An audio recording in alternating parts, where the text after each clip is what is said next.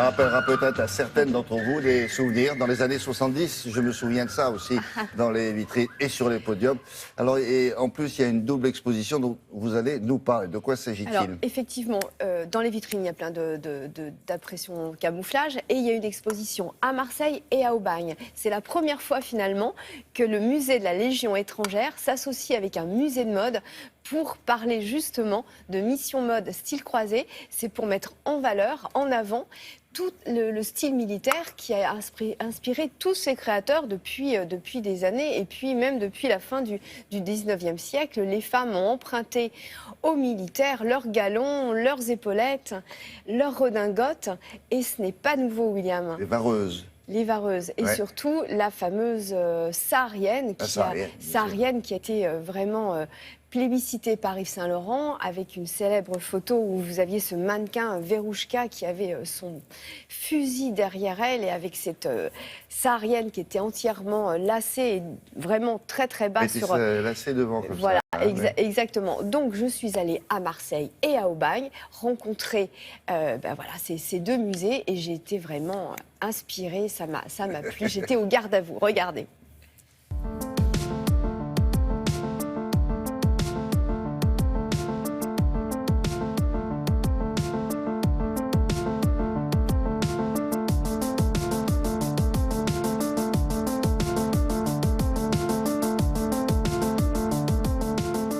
Le dialogue entre uniforme, tenue militaire et mode civil est assez inédit dans l'univers de nos musées. Et nous sommes concentrés sur la période 1890 à nos jours pour démontrer cette fascination réciproque et permanente des deux univers.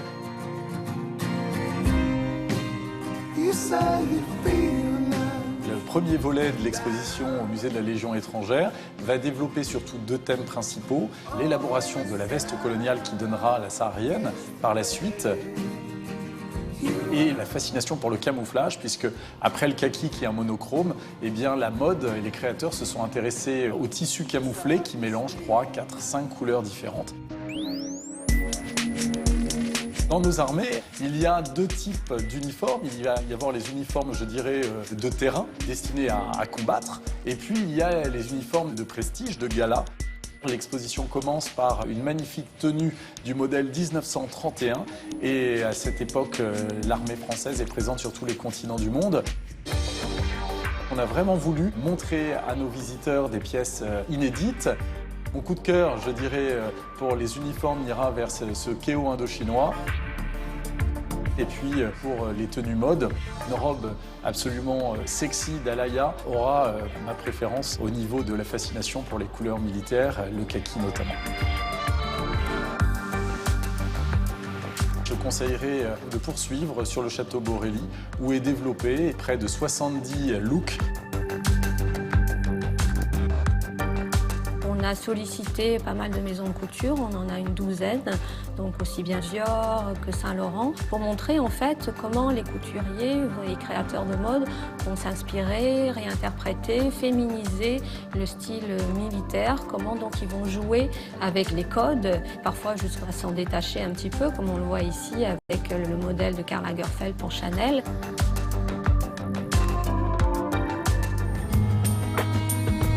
Il y a toujours un modèle issu des collections du musée de la Légion étrangère pour justement créer des dialogues, des contrepoints, montrer comment les créateurs vont s'approprier les codes. Alors ça peut être juste à partir d'un détail ou alors une expression vraiment plus littérale d'un vêtement en passant bien entendu par le kaki qui est la couleur par excellence militaire et qui est devenue en matière de mode aussi une couleur basique. Et puis le camouflage qui dans l'armée sert plutôt à se dissimuler mais qui dans le monde de la mode va permettre justement de s'exposer et de se faire remarquer.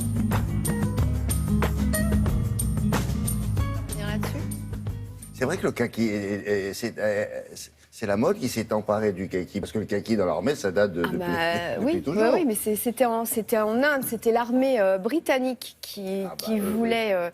Voilà, il avait teint, c'était un général ou je sais plus. Voilà, il a teint des trucs en Inde et c'est sorti kaki. Voilà, et depuis ce jour-là. Alors moi, ce que j'ai appris, quand on dit on se met sur son 31, je pensais que c'était le 31 décembre parce que c'était la fête. Mais non, ça pourrait venir aussi de l'armée parce qu'en 1931, l'armée française a entièrement relooké, revisité ses tenues de parade et donc voilà, on se met sur son 31. Donc voilà, c'est une expression qui est empruntée à l'armée. Donc c'est jusqu'au 15 janvier. Si vous êtes dans la région, très bien. Voilà, c'est pas très loin, il y a une dizaine de kilomètres entre les deux musées, il faut vraiment faire les deux. La voilà Verouchka dont vous parliez. Voilà, Verouchka, dans les années 60, c'est une fameuse saharienne. Voilà, c'est une très bonne idée d'avoir fait un style croisé entre les deux musées. Merci.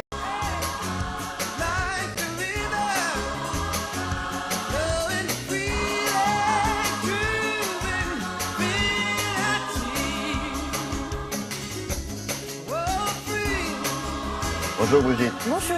C'est vrai que ça peut être très handicapant. Il y a des degrés au fond. Il y a des acouphènes que l'on supporte plus ou moins bien, puis il y en a d'autres, c'est infernal, quoi. Ouais, effectivement, et on considère qu'en France, il y a environ 16 millions de personnes qui souffrent d'acouphènes, 12 millions qui vont en souffrir d'une façon modérée, pas du tout en permanence, mais 4 millions qui, elles, sont vraiment très gênés parce que ce sont des acouphènes permanents. Alors c'est quoi des acouphènes? Ce sont ces bruits parasites, ces grésillements, ces bourdonnements d'oreilles, mais il n'y a pas un marteau-piqueur à côté ou un appareil électroménager qui grésille. Hein. À l'extérieur, il n'y a pas de bruit, c'est à l'intérieur que ça se passe dans le système auditif. Et on connaît maintenant un petit peu mieux les causes des acouphènes. On sait que très souvent c'est provoqué par un traumatisme sonore. Vous êtes à côté d'une détonation, vous êtes dans un concert où le nombre de décibels explose.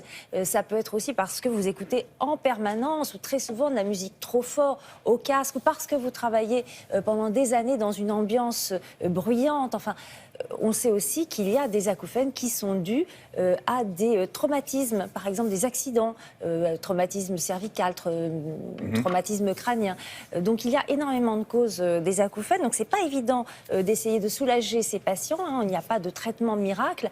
Mais il y a quelques semaines, lors du Congrès national de la Société française de médecine manuelle, eh bien, 2 études qui ont été réalisées, l'une à Angers, l'autre à Nancy, ont apporté un certain espoir parce qu'elles montrent que l'ostéopathie peut venir au secours de certains types d'acouphènes, c'est-à-dire que des manipulations sur la colonne vertébrale pourraient soulager, voire guérir certains de ces acouphènes, pas tous, hein, une certaine partie, vous allez voir lesquels.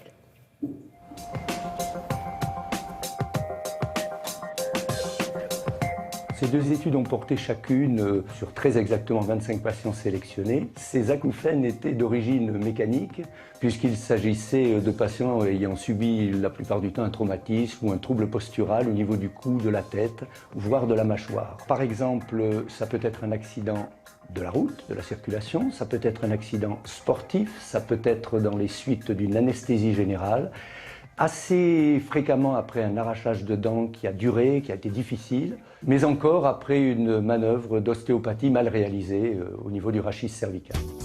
Merci. Nous avions déterminé que vous aviez également des acouphènes du côté droit, du même côté de vos douleurs. Le traitement consiste tout d'abord à lever un certain nombre de contractures que l'on retrouve principalement dans la région de la base du crâne et la partie haute du cou, de façon à pouvoir ultérieurement procéder à des mobilisations ou des manipulations plus poussées au niveau des vertèbres elles-mêmes, où siège en général le conflit à l'origine de ces acouphènes. Vous allez relever le menton légèrement. Vous maintenez, vous ne bougez plus. Et vous relâchez. Voilà. Très bien. Les résultats sont bons dans l'ensemble, puisque 50% des patients s'estiment guéris au bout de 6 mois de traitement, 30% sont très améliorés, le reste n'a pas tiré un bénéfice pertinent de ces séances et devra être surveillé sur un plus long terme. La colonne doit bien se dérouler. La plupart des patients guéris ou soulagés considérablement l'ont été en 2 à 3 séances. Il est possible d'aller au-delà d'1 ou 2 séances dans les 3 à 6 mois suivants.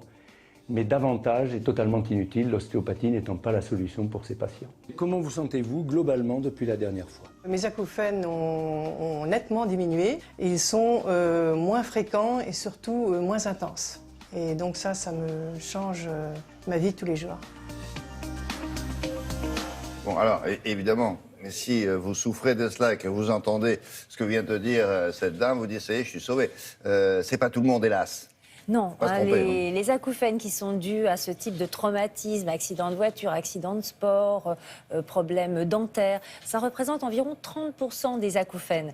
Donc, pas de faux espoirs, hein. Tous les acouphènes ne relèvent pas de l'ostéopathie, mais vraiment, ces deux études apportent un espoir pour les personnes, justement, qui ont des acouphènes dus à ces causes-là et qui peuvent être soulagées, voire pour certains patients, même guéris par ce traitement. Merci beaucoup, Brigitte. À tout à l'heure.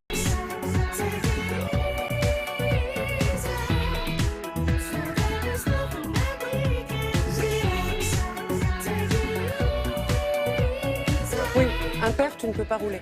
Un père, on roule pas. Sauf certains que je connais. Sauf si on est 3 dans la voiture. Sauf si on est 3 dans la voiture, oui, effectivement. Il faut le prouver. Oh, ça se voit, Si, 3 personnes. Il ne faut pas en mettre un dans le coffre. Non, c'est 3, il faut visible. 3 personnes assises dans la voiture. Voilà. Et je pense que le chien ne compte pas. 3 Je ne personnes. compte pas. C'est une citadine dont vous allez nous parler. Elle est électrique, évidemment. Elle est non électrique, Ah ouais. c'est la Renault Zoé, on la connaît depuis 2012. Alors, le grand changement de cette voiture, ce n'est pas le design. Quand on la regarde, on dit oui, je connais cette voiture. C'est son autonomie. De toute façon, c'est le point faible des voitures électriques, le manque d'autonomie. Donc, cette voiture a désormais 400 km d'autonomie, version officielle, normée, c'est-à-dire qu'en conditions réelles d'utilisation, quand vous et moi, on utilise cette voiture, on va faire environ 300 km. C'est toujours un petit peu moins. Il faut savoir que Renault, c'est déjà pas mal, 300. Un petit peu moins, ça fait 100 km de moins. Hein, oh. Oui, mais il y a des normes comme ça. Oui, mais... C'est pas rien. Un petit peu moins, ça fait 100 bornes de moins. Mais enfin bon, voilà. C'est toujours comme dans les tubes, il y en a un petit peu moins, un petit peu moins. Et là, bon, on fait 300 km, c'est déjà pas mal. C'est déjà pas mal. Ouais. Renault est leader des véhicules électriques en Europe, leader avec la Zoé et leader avec uniquement 3 véhicules dans sa gamme, puisqu'il y a évidemment la Zoé, la Twizy et la Kangoo Z2. Kangoo électrique. Alors, nous avons essayé la Zoé à Lisbonne et je vous propose de la découvrir tout de suite.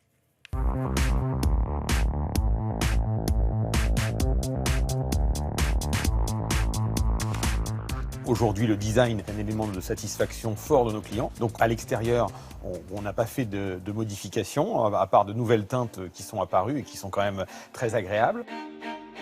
On a modifié des choses à l'intérieur de la voiture, en particulier sur les ambiances intérieures, les selleries.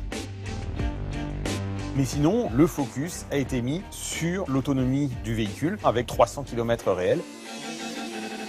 Bien évidemment, la voiture n'a pas grandi et donc il fallait être capable de rentrer ce double d'énergie dans le même espace. Le poids a très légèrement augmenté, une petite vingtaine de kilos, ce qui est faible par rapport aux 250 kilos de la batterie au total. Quand on vous vend le véhicule, on installe à votre domicile un système de recharge pour vous permettre de la recharger le soir. Ça, c'est entre 90 et 95% des cas. Et vous allez avoir des charges publiques dans les supermarchés, dans les gares, dans les aéroports, dans les villes, sur les autoroutes. Les bornes se développent très très vite. Aujourd'hui, il y a plus de bornes recharge véhicules électriques en France que de stations-service. Puis aussi, des villes facilitent le stationnement pour les véhicules électriques. La connectivité de la voiture est un élément extrêmement important. Il y a plein de fonctionnalités très pratiques, hein. Ce n'est pas du gadget que vous allez pouvoir faire avec votre smartphone. Piloter la charge, vérifier la charge, démarrer le préconditionnement. C'est-à-dire quand votre voiture l'hiver, elle est garée dehors, elle est branchée, vous allez dire à 8 heures je veux venir, votre voiture sera chaude. Donc ça, c'est, je dirais, vraiment sur la facilité de vie. Et puis ensuite, vous avez aussi de nouveaux outils qu'on met en œuvre avec donc Z2 Trip qui vous permet de repérer où sont les bornes, mais encore plus important, est-ce qu'elles sont disponibles?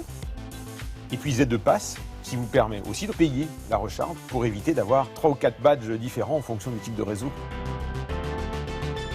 Le coût de la recharge, il est très faible, hein. On parle d'une recharge qui vaut entre 3 et 4 € si vous rechargez complètement la nouvelle batterie de Zoé.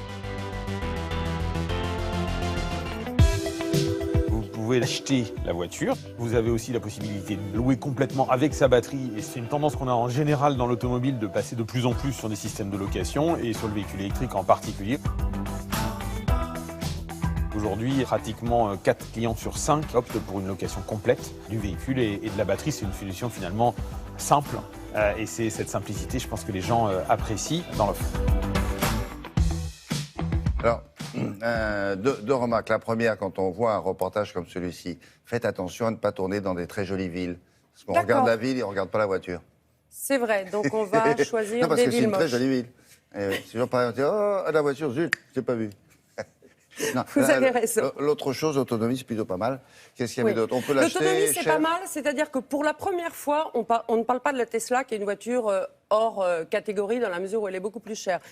Avec ce genre de voiture, c'est la première fois qu'on conduit sans avoir le nez rivé sur l'autonomie en disant « Oh là là, je vais pas y arriver, je vais pas y arriver ». On est serein, et il y a un petit déclic psychologique qui est important, je trouve, avec cette voiture. Donc là, on se dit « Je peux rouler en électrique ». Bon, on n'a pas envisagé non plus de faire 600 km, ce n'est pas fait pour ça, même s'il y a des bornes. Mais en tout cas, ça change beaucoup de choses, je trouve, d'avoir plus d'autonomie. Alors, on peut louer ou acheter la voiture. Donc, on achète la voiture, 23 600 €, et puis on a le bonus écologique de 6 300 € à déduire. Et on loue, quoi qu'il arrive, la batterie, ou on loue tout. En revanche, si vous avez acheté la voiture et vous louez la batterie, puisque c'est le système, vous vous dites, c'est bien, je vais bénéficier de la nouvelle batterie. Eh bien non, il va falloir payer 3 500 €. Donc, moralité, louez-la, c'est mieux, hein, c'est plus simple. Moralité, il faut louer. Et dernière chose, et c'est important, la voiture est fabriquée à Flins, en France, le moteur à Cléon, donc voiture française. Allez, cocorico, merci beaucoup. On va s'intéresser maintenant à ce qui se passe à Bruxelles avec Valérie Lerouge, direction le nord de l'Europe, pour célébrer la Saint-Nicolas. Ça existe aussi en France, bien sûr, mais vous allez voir là-bas, en Belgique, c'est le jour où le patron des écoliers récompense les enfants sages, et il est accompagné du père Fouettard. Alors, c'est un personnage qui suscite une polémique depuis de très nombreuses années, et Valérie Lerouge va vous expliquer pourquoi. Bonjour.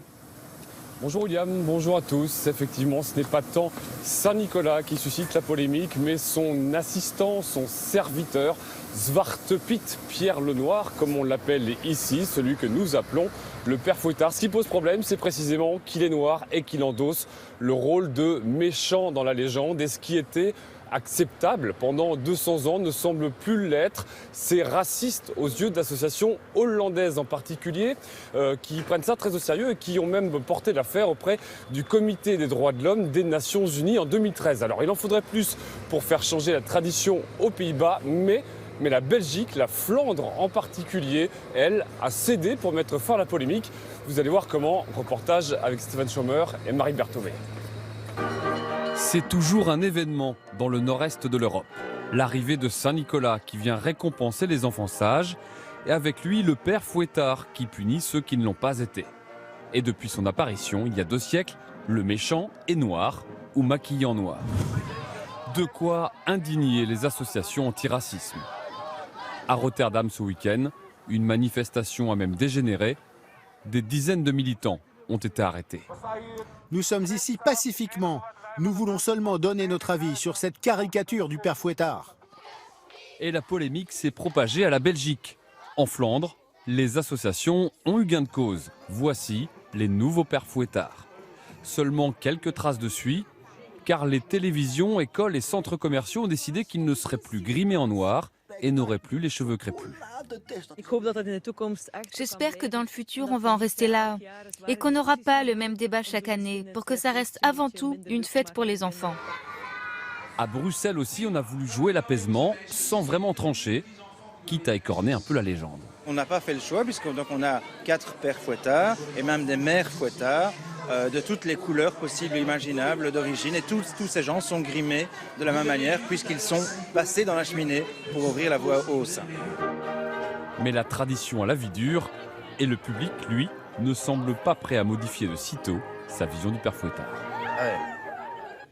Bon, alors, une Saint-Nicolas peut-être apaisée à Bruxelles. Alors, c'est une fête à laquelle les Belges sont toujours autant attachés ou ça se perd un peu?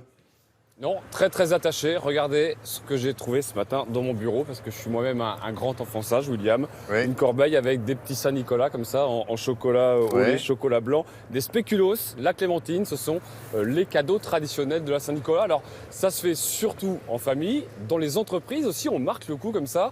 Ça se fait beaucoup dans les universités. Il y avait pas mal de soirées hier soir. Hein. Toute occasion est bonne pour faire la fête. Et puis en ville, ce week-end, dans les rues de Bruxelles, mais aussi Namur, Liège, Anvers, eh bien, il y avait des chorales, des petits orchestres et de nombreux défilés. Il y avait beaucoup de monde pour assister à cette Saint-Nicolas qui se fêtait donc le week-end pour que les enfants puissent en profiter en ville.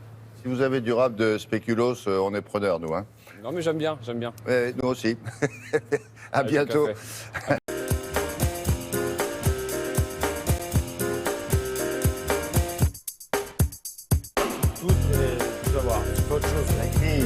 La grille des unes des journaux de province et nationaux. Bon, on commence par... Eh bien, William, on va commencer par la une du Télégramme, parce que quand je suis tombé dessus aux aurores, quelque chose m'a immédiatement frappé. Nous sommes à Évry. Valls annonce à la France stupéfaite qu'il est candidat à la primaire. Y a-t-il dans le décor quelque chose qui vous turlupine ? La couleur? Oui, peut-être. Je ne sais pas. C'est la maison d'Orange-Nassau. Oui, il y a ça. Alors on va y venir, mais dans un monde où en théorie on ne laisse rien au hasard, la politique, j'ai été frappé par l'importance prise par la couleur orange dans le décor. Parce que cette couleur-là, c'est presque une marque déposée en politique française. Elle appartient déjà, si je puis dire, à quelqu'un. Et ce quelqu'un, c'est qui? Regardez, ce quelqu'un, c'est Bayrou, Monsieur Modem, l'incarnation du centre. Il est toujours avec du orange derrière lui. Alors j'avoue que je ne comprends pas. Il était peut-être pas au courant. Hein? Manuel Valls, il est au courant que le Modem, c'est du orange. Hein. Oui, ça, il doit le savoir. Alors on nous explique partout que le problème de Valls, c'est qu'il est un peu trop à la droite de la gauche, qu'il est donc obligé de lui faire les yeux doux. Dans l'édito du Figaro ce matin, Paul-Henri Dulimbert nous explique que le social-libéral Manuel Valls, s'il veut l'emporter, va devoir manger son chapeau. Adieu au Manuel Valls qui souhaitait déverrouiller les 35 heures. Adieu au Manuel Valls qui voulait supprimer les SF ou défendait comme un moine soldat la loi El Khomri.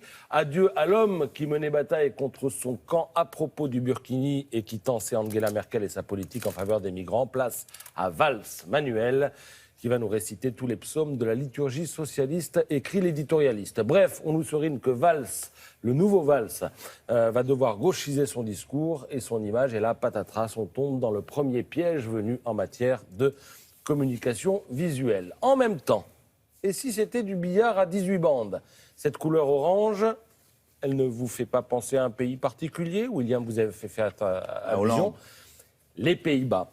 Les sportifs bataves, par exemple, sont toujours en tenue orange. C'est leur couleur officielle. Alors, la parenthèse, vous y avez fait allusion, c'est le père de l'indépendance des Pays-Bas s'appelait Guillaume d'Orange-Nassau. Et ceux qui le suivaient s'appelaient les orangistes. Donc, je referme la parenthèse. Donc, orange égale Pays-Bas. Mais quel est l'autre nom des Pays-Bas? La Hollande. Et là, on se dit, il est là le message. Valls, c'est l'homme qui est prêt à défendre le bilan du quinquennat de François Hollande. Vous voyez qu'il a pensé à tout ça? J'en sais rien, moi oui, en tout cas. Mais je me suis levé tôt. Alors, tous les matins, il se fait traiter Valls de Brutus, alors qu'en fait, c'est le premier des Hollandais, le patron évident d'une gauche qui s'en cherche un pour faire allusion au titre du Parisien. Cela dit, il y a du monde pour prétendre le contraire. Voici une première brochette, ajoutez-y Macron et Mélenchon, et vous vous retrouvez avec 10 candidats, tous persuadés d'avoir raison. Dans l'amas de ruines laissé par François Hollande, lirez-vous dans l'opinion, nul ne sait qui reconstruira la gauche. Manuel Valls veut être celui-là, mais l'espace est étroit entre la gauche libérale et la gauche anti-mondialisation. Un trou de souris, nous dit Nicolas Bétou. Un trou de souris aux abords duquel l'attend le gros minet communiste, par exemple. Regardez ce titre. Il a suffi que Valls se pose en rassembleur, en réconciliateur hier soir pour que l'humanité le rebaptise plus grand commun diviseur de la gauche. Il n'empêche, nous dit Jean-Claude Soulery dans la Dépêche du Midi, Manuel Valls sera le seul à défendre le bilan de François Hollande. Du coup, il apparaîtra en candidat loyal, autant dire en candidat légitime, comme l'aurait été le président sortant. Alors c'est sûr, on va en produire du jus de crâne dans les mois qui viennent. Et pour s'y préparer, je conclus sur le mode léger avec le titre du jour. Le Courrier Picard et le Journal du Centre y ont pensé. Valls entre dans la danse. C'est évident, non? Valls, danse. Ah oui, d'accord, pardon. Ah oui, très bien. entre dans le tango, c'est moins drôle. Mais là, c'est à hurler de rire. Là, c'est... Il est un peu minci, vous trouvez pas, non? Oui, il paraît qu'il faut qu'il mange. Ben oui, parce que regardez, il a son cou, là, regardez sa chemise comme elle est grande par rapport à son cou. Il a minci, il est inquiet, ce garçon. Ah oui.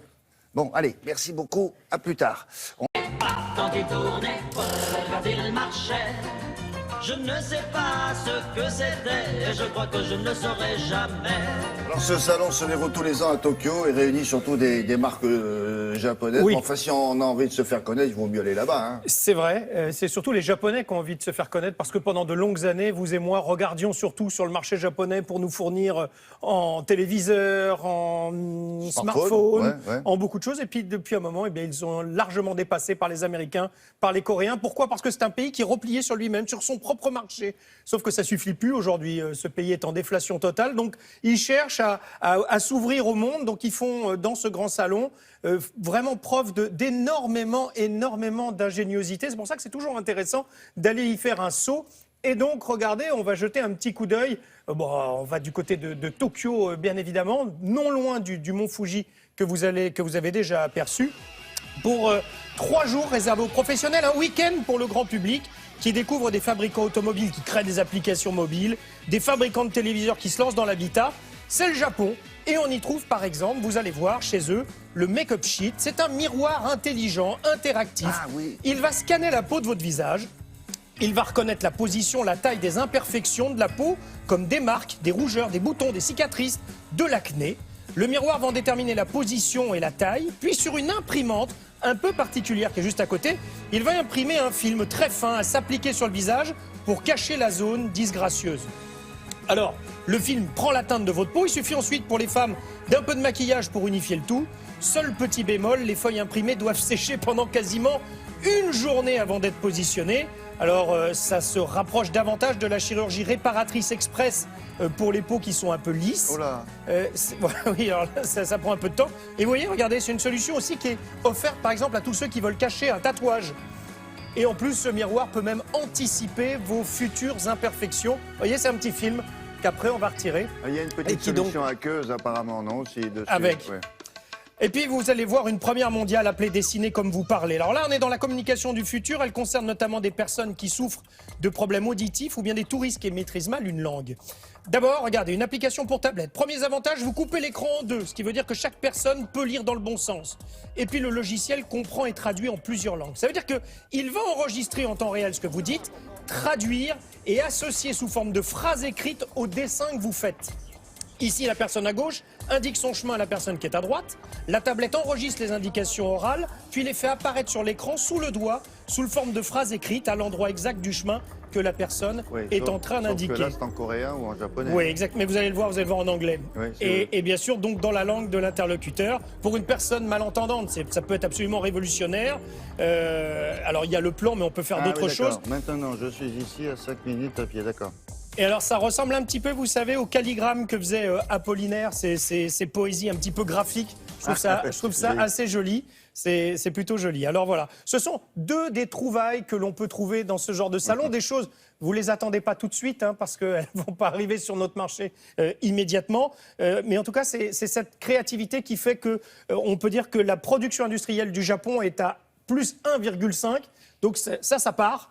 Ça démarre, même si, je le disais en début, la déflation est totale depuis plus d'1 an là-bas. Et donc, ce n'est pas un pays qui, économiquement, étonnamment, va très bien, alors que c'est la 3e puissance mondiale économique. Et qui a toujours beaucoup d'idées, recèle d'idées. Bien, merci beaucoup Yann. Allez, place pour les 4 vérités. Maintenant, Caroline Roux reçoit ce matin Marie-Noëlle Lienemann, sénatrice de Paris, candidate à la primaire de la gauche. Oui, elle réclame un rassemblement de la gauche du Parti socialiste pour contrer la candidature de Manuel Valls. Pour ça, elle est même prête à renoncer à sa candidature à la primaire. Elle est l'une des organisatrices, vous l'avez compris, du Tout sauf Valls.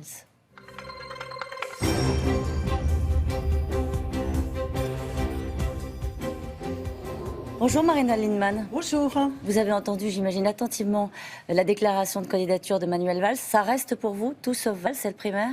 Non, ce n'est pas tout sauf Valls. C'est une alternative est indispensable par rapport à la ligne politique défendue par François Hollande et Manuel Valls pour proposer une autre stratégie pour sortir la France de la crise et qui ne soit pas la stratégie du quinquennat qui nous a amenés, il faut bien le dire, dans l'échec et dans l'impasse. Et pourtant, il a fait des efforts, le Premier ministre. Il dit en gros qu'il est le candidat de la conciliation, de la réconciliation. Vous croyez de bonne volonté au moins ou pas? Qu'il soit de bonne volonté, sans doute, de crédibilité nulle. Parce qu'on ne peut pas passer que par je ne sais quelle opération du Saint-Esprit de l'homme qui affirme l'importance des deux gauches irréconciliables et qui d'un seul coup devient unissez-vous, je vais vous unir, etc. Non, on voit bien qu'il y a un choix tactique chez Manuel Valls et la question n'est pas simplement des mots. Si on parce qu'il a fait un mea culpa, pardonnez-moi, je vous coupe, mais il a fait un mea culpa sur les mots en disant qu'il avait eu des mots très durs, peut-être trop durs, mais que c'était ça aussi, le débat politique. Non, parce que le débat politique, c'est d'abord de l'action. Quand on est au pouvoir, si on veut rassembler les gauches, on ne fait pas la loi travail. Et en plus, quand on fait la loi travail, découvrir que personne n'est d'accord, qu'on est obligé de faire le 49-3 à 3 reprises. Quand on veut rassembler la gauche, on ne cherche pas systématiquement à annihiler toutes les propositions qui ont fait qu'on soit élu en 2012, qui font une certaine idée de la gauche républicaine en France, pour vanter les modèles sociolibéraux, et en particulier, par exemple, M. Renzi, qui se prend une défaite cinglante. Donc, rassembler, c'est pas des mots et des mots, c'est des actes qui sont nécessaires. Et Emmanuel Valls n'est pas en situation de pouvoir le faire, car non seulement il est en échec, mais il avait théorisé qu'il fallait abandonner une certaine idée, le mot socialiste, une certaine idée de la gauche. Il était le motif de l'entreprise, qui n'est contre l'entreprise en France? Personne. Mais pour les patrons, c'est pas la même chose. Pourquoi êtes-vous si sûr qu'il n'est pas le point d'équilibre de la gauche, Manuel Valls? Parce qu'aujourd'hui, le point d'équilibre, déjà historiquement, il n'a jamais été le point d'équilibre. Le point d'équilibre de la gauche, elle est d'autant plus, si je puis dire, sur la question sociale, la lutte contre les injustices, le soutien aux revenus des Français et à leur pouvoir d'achat, qu'on voit partout dans le monde qu'il y a aujourd'hui une contestation et à droite et à gauche du libéralisme.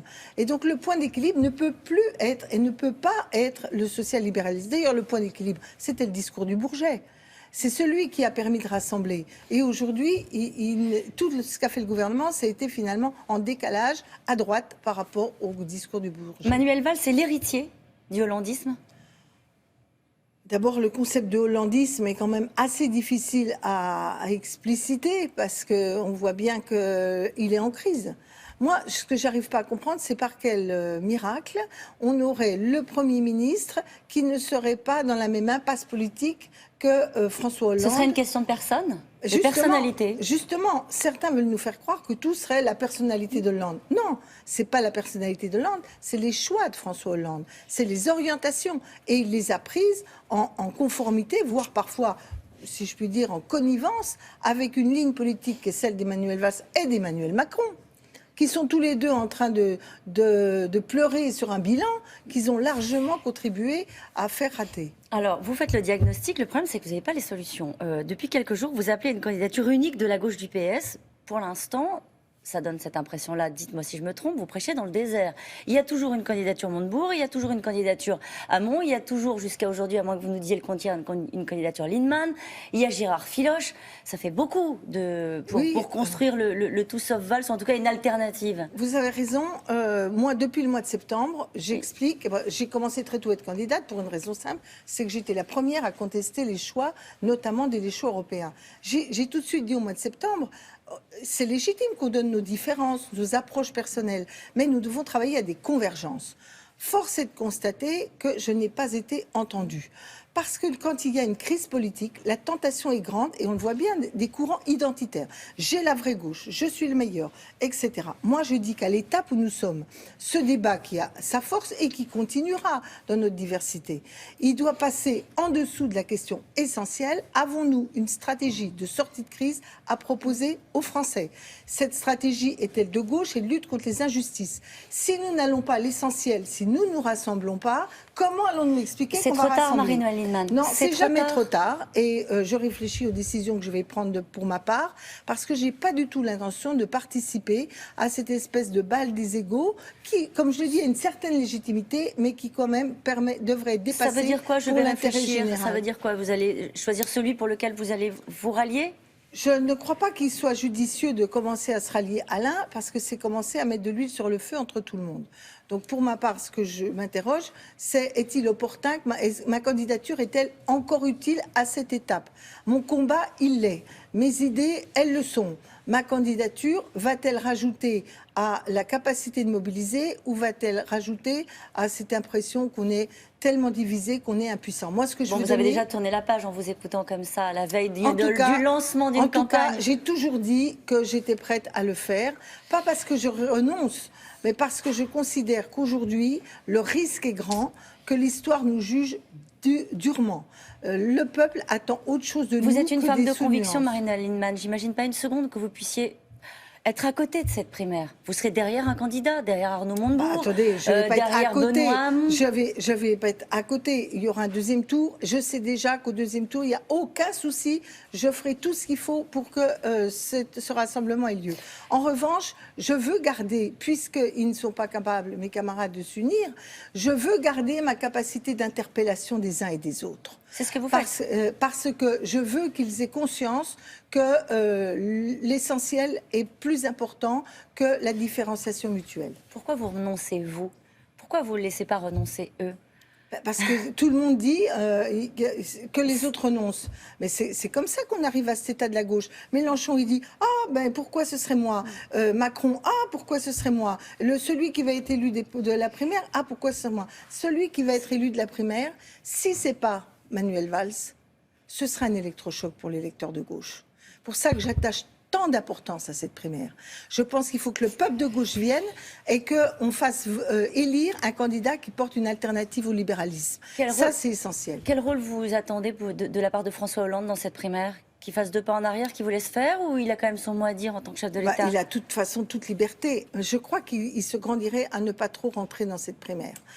Qu'il prenne sa part dans la campagne présidentielle, oui. Dans la primaire, je crois qu'il a tout intérêt à s'occuper des affaires de la France. Une dernière question, il va avoir un petit remaniement aujourd'hui à faire, le président de la République. Vous en attendez quelque chose de particulier? Vous en offrez une lecture politique ou à 5 mois d'une présidentielle? Non, je ne pense pas qu'on en donnera une lecture politique, mais on peut aussi espérer que le président de la République donnera des signes. Par exemple, une femme première ministre, ce serait un signe, parce que le fond, c'est quand même la question de la ligne politique. Merci beaucoup, Marie-Noëlle Lindemann. C'est à vous, William. Merci, mesdames.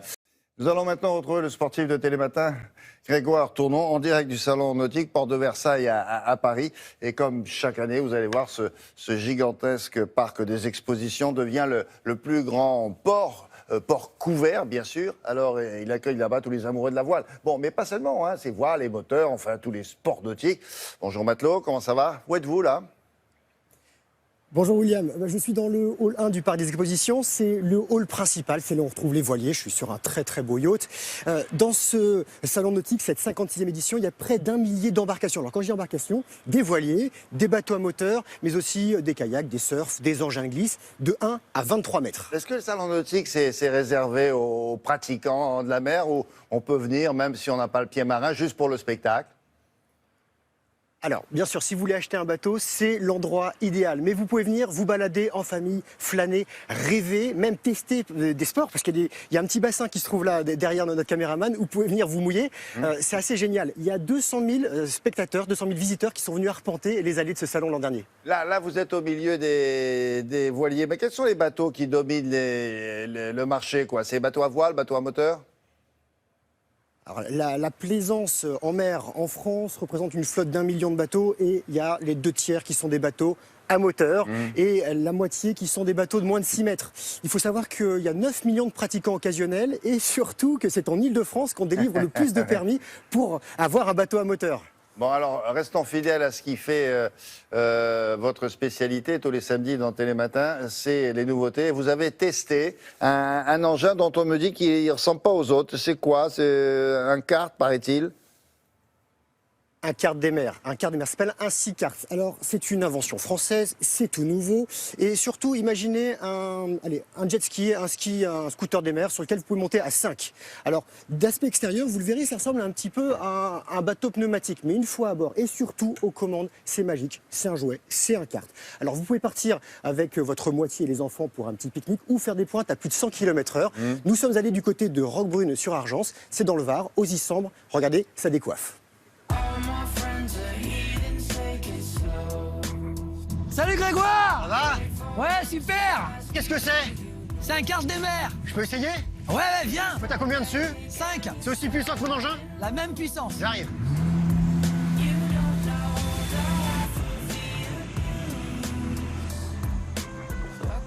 Le six-kart, c'est un mixte entre un bateau pneumatique semi-rigide et un jet ski. Ça ressemble effectivement à un petit semi-rigide, mais la particularité, c'est qu'il a une propulsion par turbine et non pas par hélice, qui à mes yeux semble être beaucoup plus dangereuse que la turbine. Un bouton vert pour démarrer le moteur, bouton rouge pour arrêter. Un coupe-circuit relié au pilote, une palette d'accélérateur à ma main droite. La palette à gauche, ça sert pour le stop et la marche arrière. Et là, les boutons, c'est pour l'assiette du bateau? Voilà, donc on monte ou on descend la turbine pour régler l'assiette du bateau. Je te repasse le volant? Bien sûr, allez. Hop. On peut monter à 5 et la particularité de cet engin, c'est que les 5 personnes sont tournées dans le sens de la navigation. Et la longueur, ça fait 3,50 m au maximum, par 2 mètres de large, ce qui lui confère une stabilité exceptionnelle. On a 2 types de motorisation actuellement. On a un 110 chevaux et une deuxième version, qui est celle qu'on a actuellement, 180 chevaux. Ce qui manquait sur le marché, à mes yeux, c'est un engin qui a à la fois les performances d'un jet ski, le côté amusement et tout ça, mais qui permettent à une famille complète, parce que mon idée c'était ça, de pouvoir mettre un papa et une maman avec 2 enfants à bord, pour pouvoir profiter dans l'instant, tous en famille. On part sur l'eau, on va faire une balade, on est tous là sur le même engin. On peut aller sur tout type de mer, mais effectivement, les meilleures conditions, c'est quand le plan d'eau est relativement plat. Après, dès que ça commence un peu à bouger, on peut jouer avec les vagues et tout. Ça c'est le côté un peu sympa. La vitesse de pointe sur ce modèle-là, c'est 107 km/h à peu près sur vraiment tout plat. Et sur le modèle 110, ça s'approche les 80 km/h. Tu fais léger en fait. Ah ouais, ça marche très fort. Ce qu'on peut faire avec ce bateau, c'est comme du karting. Moi, l'idée, c'est... j'adore le karting aussi, donc on a un volant, ça se rapproche des mêmes sensations, ça tourne à plat. Par contre, on a de la puissance, on a les sensations d'aller vite sur l'eau. C'est ce concept-là qui me plaisait. Je peux tracter du skieur, du wakeboard, des engins gonflables, un peu tout, quoi. En termes de sécurité, on a plusieurs crans au-dessus d'un jet, parce que là, il n'y a pas de possibilité de retournement. On est sur quelque chose de très très large, très stable et très sécurisant.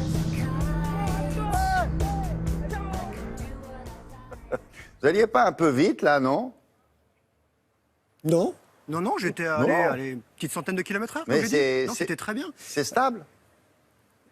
C'est extrêmement stable. Regardez ce brushing, à peine était mouillé, là je sors du bateau. Non, franchement, c'est assez magique, c'est un jouet, un toy comme on dit en anglais, parce que je suis bilingue.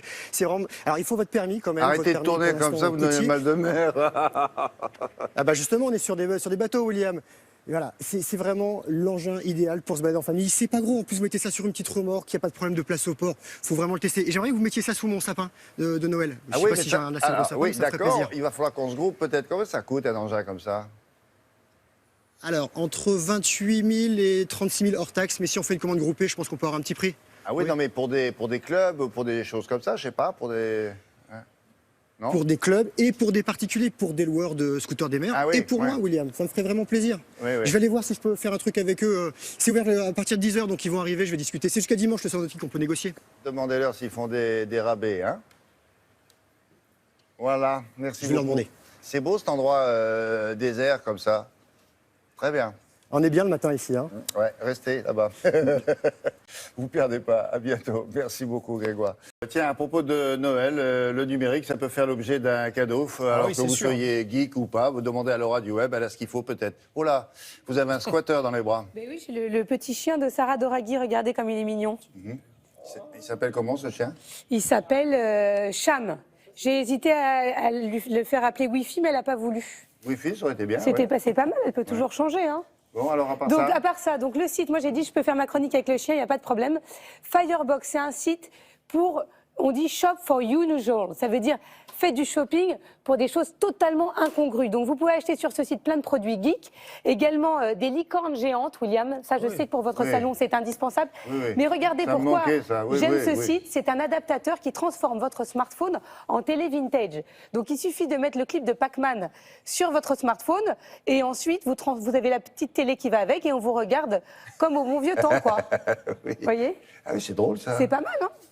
Et ça coûte 24 euros 24 euros. 24 Bah, euros pour un William authentique, ça vaut le coup. Il y a 60 ans, oui, ça vaut le coup. Ouais. Voilà, ça Et s'appelle Firebox. C'était en couleur la télé à cette époque déjà. Hein, Oui, il me semble, hein. Tout Ouais. juste. Hein. Oui, à peine, ça a débuté. Merci beaucoup.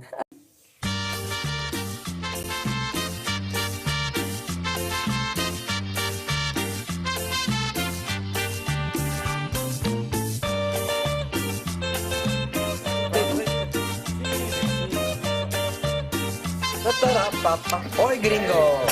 Hola. Hola señor gringo.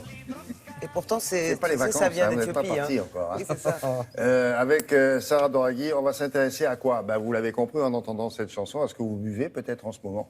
Mais oui, le café. C'est vrai, on boit, on serait pas là. Il n'y en a pas un qui serait sur ce plateau sans du café dans le sang. Alors, c'est vrai qu'on les boit, on les fréquente, mais on n'en parle pas tellement, le café, justement. Vous savez combien de tasses bues par jour dans le monde?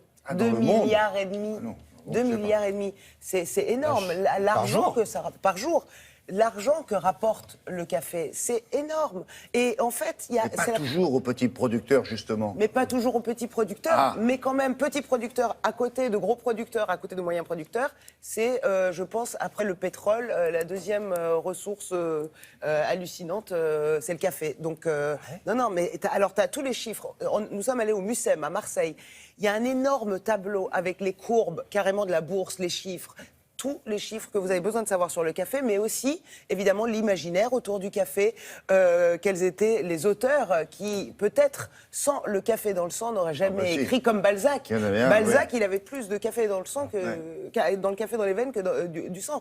Lui, c'était vraiment un drogué du café.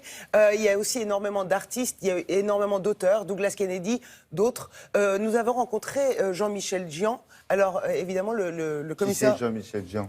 C'est le commissaire de l'exposition, c'est un amoureux du café, un spécialiste du café. C'est pas un torréfacteur. Non, c'est pas un torréfacteur. Mais quand on, non, c'est un spécialiste, vraiment un fin connaisseur du café. Et quand on lui a proposé de prendre la direction du commissariat de cette exposition, il était en Éthiopie, justement là où tout a commencé, parce que qu'on n'allait pas imaginer que le café, ça a commencé en Amérique du Sud. Brésil ou... Éthiopie. Il nous raconte tout ça. Il y a 300 objets sur 1000 mètres carrés. Le Mucem, quoi, regardez. Pour bien commencer ma petite journée et me réveiller, moi j'ai pris un café, un arabica, noir et bien corsé, ça y est. On boit 2,6 milliards de tasses de café dans le monde par jour. Vous imaginez ce que représente le poids économique, mais aussi le poids symbolique du café. Et reprends un café. Caféine, c'est une exposition qui consistait à remettre en scène une épopée du café. Cette graine de café qui est née en Éthiopie 2000 ans sûrement avant Jésus-Christ. Café, la journée s'emballe. Progressivement, ce café bascule de l'autre côté de l'Arabie heureuse, comme on l'appelait à l'époque, du côté de Mocha au Yémen. Une aventure qui va de la Mecque au Caire, en passant par Istanbul, par Venise, premier café installé en Europe en 1635. Et puis, ça y est, ça commence, on arrive à Marseille. J'aime ta couleur café, tes cheveux café. La complicité qui existe entre le café et les écrivains. Je cite Balzac parce que lui, il buvait 50 tasses de café par jour. Mais c'était le cas également de Beethoven qui comptait ses grains de café 60 par jour. Napoléon, il partait même avec sa petite cafetière qu'on a ici, qui est une cafetière poignard. Il l'emmenait sur les batailles, voilà. Mais au fond, qu'est-ce qu'on constate? C'est que la relation entre le café et l'homme, c'est quelque chose qui est beaucoup plus profond qu'on l'imagine. Ça fait partie de la vie. C'est quand même fou l'effet Il y a toujours une suspicion vis-à-vis de la consommation de café qui se faisait discrètement dans les maisons, dans les rues, dans les ruelles du Caire. Il y a eu des interdictions et le café s'est imposé contre les religions, contre la politique. Des régimes qui voyaient dans le café une invitation à la rébellion. Les idées, disons, révolutionnaires naissaient dans les cafés. Oh, moi je suis fatigué, hein. Oh, moi je boirais bien un bon café. Ah, moi aussi. Les grandes entreprises qui commercialisent le café font du café quelque chose qui est un objet de rêve. Et cet objet de rêve, ça fonctionne en publicité. Et quand on remonte dans l'histoire même des réclames, comme on les appelait avant, on découvre quelque chose d'assez inouï. Bonjour les jeunes gens, qu'est-ce que je vous sers? Oh, un bon café. Après l'eau, c'est le café, qui est la boisson la plus consommée dans le monde. Et en termes économiques, c'est juste après le pétrole. Donc vous voyez la masse que ça représente, c'est 120 millions de personnes qui vivent du café directement. Le café est un prétexte à rencontrer l'autre, que ce soit pour des raisons amoureuses, des raisons politiques, des raisons d'affaires. Voilà, le café, c'est impensable d'imaginer que le café n'existe plus, aussi bien le lieu comme la boisson. Que j'aime ta couleur café. Dormir empêche de prendre du café. On remercie Gueluc. Ah ouais. Et quels sont les pays d'Europe où on boit le plus Facile. de café? Italie, le petit ristretto. Eh non. Espagne. Mais moi je sais, Non. j'étais à cette exposition, Non, donc je non, ne la participe France. pas. Non. Alors là, la Grèce. Plus haut. Plus haut. Autriche. Plus haut. Pologne. Plus haut. Laurent, chez les Frisquets, là, les Oui, chez les Danemark, Frisquets. Copenhague. Plus haut. Finlande. Oui. Le pays où on boit le plus de café. Ah oui, parce que ça Europe, pèle, c'est ça la- bah oui, caille. ça- oui, Bah ça- oui, oui, c'est oui. d'abord les pays Mais dans les scandinaves. dans les 10 premiers, Laura, dans les 10 premiers, il y a quoi? Il y a la Finlande, la Suède, le Danemark. Tu veux, c'est bien, si tu veux pas, tant pis. Si tu veux pas, j'en ferai pas une maladie. Alors les Oui, sites de rencontres, si vous ne les consultez pas, vous en avez entendu parler, ça existe de plus en plus dans le monde entier, d'où la nécessité, quand on veut en créer un, de se démarquer de la concurrence, qui est évidemment très créative, la concurrence. Qui est très pléthorique. C'est-à-dire que, bon, au départ, effectivement, se rencontrer sur Internet, c'était très, très curieux.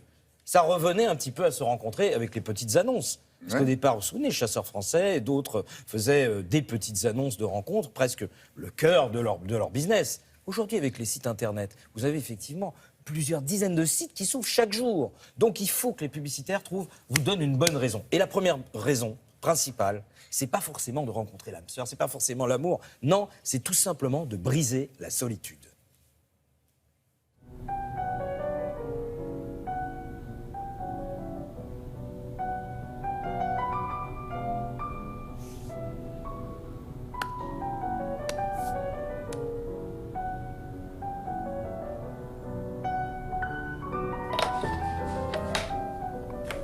You can't do that.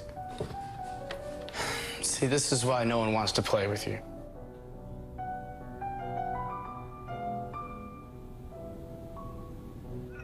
Alors c'est très intéressant parce qu'il y a un pari. C'est gentil. Il y a un pari qui est fait. Parce que le client, il faut toujours se mettre du côté du client, qui lui est le site de rencontre. Il dit au créatif, attendez, on ne voit pas mon offre, on ne voit pas les jolies filles, les jolis messieurs, on ne voit pas pourquoi mon site il est particulièrement plus attractif qu'un autre. On voit juste un truc un peu rigolo avec un chat et un type. Ça ne donne pas franchement envie d'aller voir mon site. Et pas franchement envie d'aller rencontrer le gars non plus. Voilà. Voilà. Exactement. Non, moi, je dis ça, Non, je mais, dis rien, et avec vous, son vieux non, mais t-shirt et vous ça, raisonnez bah, parfaitement dans la tête du client. Et en fait, il a tort, le client. Pourquoi? Parce que le spot gnangnan, on vous montre les filles, les garçons, etc., il y en a tellement qu'il n'est pas vu. C'est-à-dire que vous le regardez même plus. Alors que celui-là, avec le chat, etc., il attire votre le attention. chat, oui, il est mignon, le Et chat. donc, du coup, après, vous allez cliquer, vous allez voir, vous dites, tiens, ils ont le sens de l'humour, etc. Et là, Mais c'est pas un vous site de découvrez. rencontre pour chat. Non, c'est pas un site de rencontre pour chat. Non, ça, c'est pas encore prévu. Alors, deuxième conséquence. Les gens se rencontrent, les gens se marient, et non plus comme avant, à l'ancienne, en se rencontrant au bar ou dans des soirées, mais uniquement par Internet. Mais figurez-vous, et ça, alors, on était aux États-Unis, là, on va direction l'Allemagne. Les Allemands ont pensé aux conséquences que cela pourrait avoir pour ceux qui sont en charge de faire rencontrer les uns avec les autres et qui sont donc au chômage avec ces sites Internet.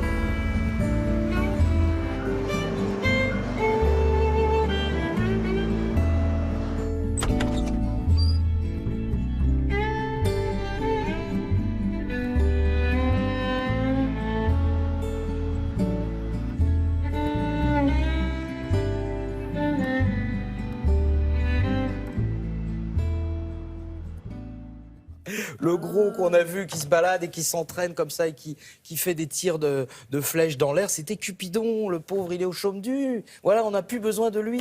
Et c'est pour ça qu'il est triste. Et c'est ça qui est magnifique. Alors là encore, attention, réflexion. C'est qui le gars qui a inventé ça? C'est pas mal. Très, très spectaculaire. L'agence, ils ont payé cher pour ça? Oui, et ça marche du feu de Dieu. Et je vais vous dire, il fait envie, Cupidon aussi, je sais que vous vouliez absolument le truc où on trouve l'âme sœur, on se dit, tiens, par exemple, voilà, on rêve d'un partenaire, mais on ne peut pas vraiment le décrire parce qu'on aimerait ce partenaire qui nous complète tellement parfaitement qu'il arrive même à deviner nos petites faiblesses. Vous savez, celles dont on a un peu honte, celles dont on n'a pas envie de les partager. Eh bien, ce site-là, qui peut vous trouver la véritable âme sœur, il existe.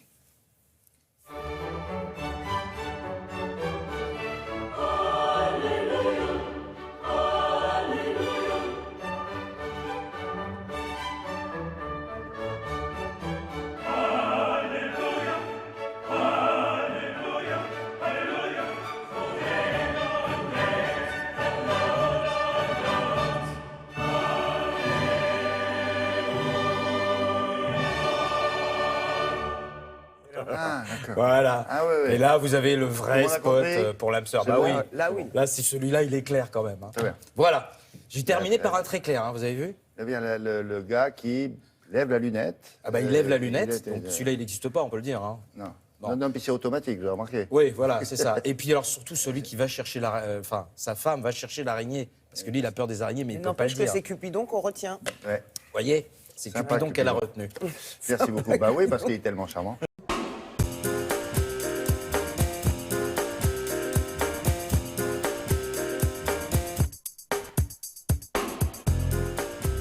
Vous la voyez, vous lui dites qu'on est toujours au même endroit. On commence par qui alors? Eh bien, William, comme vous le savez, je suis payé à feuilleter les journaux et très souvent, je tombe sur des photos bizarres sur lesquelles j'ai pas trop le temps de m'attarder, donc je les mets de côté, je note qu'elles existent et puis un jour, je vous fais un spécial photo bizarre. Et ce jour-là est arrivé. Qu'est-ce quoi, qu'est-ce, que se passe-t-il? Appelez ça comme vous voulez. En tout cas, c'est parti. Alors, allons-y avec cette photo d'un pianiste qui est dans un cadre un peu particulier. Il est sur un glacier norvégien. C'est une photomontage, non? Non, du tout. Il a vraiment joué. C'est un compositeur. Il est italien. Il s'appelle Ludovico Einaudi. Il a joué pour qui? Il interprète en fait ce jour-là une de ses compositions et elle a été créée en fait dans le cadre d'une opération de Greenpeace pour sauver l'Arctique. Et c'est pour ça qu'il est sur une barge, elle-même recouverte, d'un voile blanc au milieu du glacier pour jouer.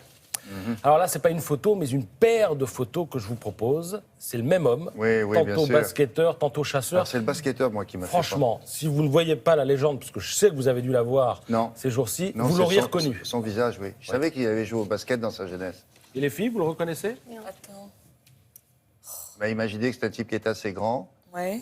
Il a passé beaucoup de son temps dans une sierra. Quelque part sur une île. Et un jour, il a fait la révolution. Ah bah oui, Fidel Castro. C'est Fidel Castro. Oui, c'est Fidel. Voilà. Drôle. C'est devenu un grand barbu. Il nous a quittés à 90 ans. Et Match publie les photos de sa vie, c'est étonnant. Il y a des trucs, on se dit. Et quelqu'un me disait, à gauche, on dirait Liam Neeson. Un peu, pas faux. Alors maintenant, la photo d'un bâtiment qui n'existe pas encore, mais qui sera bientôt construit près de Shanghai, à l'emplacement d'une carrière de 90 mètres de profondeur. La particularité de cet hôtel, c'est qu'on y trouvera des chambres sous-marines, autonomes en matière d'énergie, et on pourra y pratiquer deux sports évidents vu le décor. Lesquels, d'après vous? L'escalade et le saut à l'élastique, tout simplement. C'est à découvrir dans le magazine NDA. Autre bâtiment bizarre, cette fois c'est la forme qui pose peut-être pas problème, mais question. Je ne sais pas ce que vous en pensez. Oui, on dirait des bols de soupe chinois, mais c'est effectivement en Chine. On y trouve là un parc d'attractions appartenant à l'homme le plus riche du pays et il s'est mis en tête de divertir donc la planète. Vous trouverez ça dans les Échos Week-end. Maintenant la photo. Un peu pot de chambre quand même. Oui, voilà, faut aimer. Aussi, voilà. Bon. D'accord. La photo d'un camion qui fait penser à un train. Devinez où nous sommes.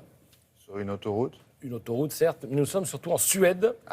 Et vous avez là la première portion d'autoroute électrique, c'est-à-dire que les camions sont à motorisation hybride, électrique, diesel. Ils se connectent automatiquement à une caténaire pour rouler, comme des tramways. Et voilà, à un moment, ils sortent, ils quittent la caténaire et puis ils repassent à l'essence. Vous trouverez tout ça dans le magazine Oui, demain. On va rester avec ce magazine. Il n'y a pas foule sur l'autoroute. Non, on va rester en Suède avec, regardez, la maison sous serre. Alors ce n'est pas qu'en Suède les maisons poussent sous serre, hein, mais d'abord on les construit et après on les met sous serre, parce qu'une maison sous serre, c'est une maison qui consomme 3 fois moins d'électricité qu'une maison classique, une maison où il peut faire jusqu'à 25 degrés quand à l'extérieur il neige. Maintenant une photo signée Willy Ronis. Elle date de 1956, elle a été prise sur l'île Saint-Denis, donc on a pas mal construit dans le coin depuis. Alors déjà, le gamin, ne me demandez pas comment il est arrivé là-haut, parce que je rappelle qu'un but de foot, c'est à 2,44 m de hauteur que se trouve la barre transversale. Vous me demandez la largeur aussi, c'est peut-être 32, William. Et alors, je vous parle de Willy Ronis parce que c'est le magazine Les Échos Weekend pense que c'est un bon investissement que d'acheter ce type de photo, notamment si c'est signé Willy Ronis.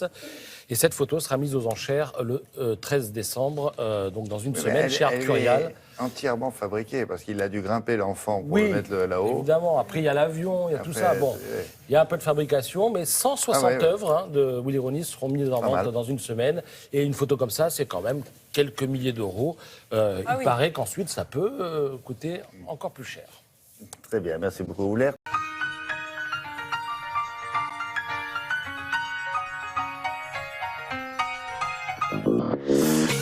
Alors, qu'est-ce que c'est qu'un mini-livre? Un mini-livre, ça ressemble à ça, vous voyez, c'est mini, mais ça se lit. C'est mini, mais c'est qu'est-ce qu'il y a maxi là-dedans plaisir. C'est une nouvelle collection qui s'appelle L'Arrière-Cuisine, qui est éditée par les éditions du Quéribus et qui demande à des écrivains ou à des personnalités de vider non pas leur sac, mais leur assiette. Dis-moi comment tu manges, dis-moi ce que tu aimes, dis-moi ce que tu détestes, et je te dirai qui tu es. Alors ça peut sembler un tout petit peu anecdotique, ça ne l'est pas du tout. Démonstration avec l'ami Jean-Louis Fournier, qui est cuisiné par Caroline de Bodina, et qui nous raconte son rapport à la cuisine, et donc son rapport au monde. C'est une interview ou c'est un texte qu'il a écrit? Ce sont des petits textes qu'il a écrits, avec donc Caroline de Bodina, qu'il a un peu interviewé, qui a un peu mis ça en scène, et ça marche très bien. Par exemple, au quotidien, qu'est-ce que mange Jean-Louis Fournier?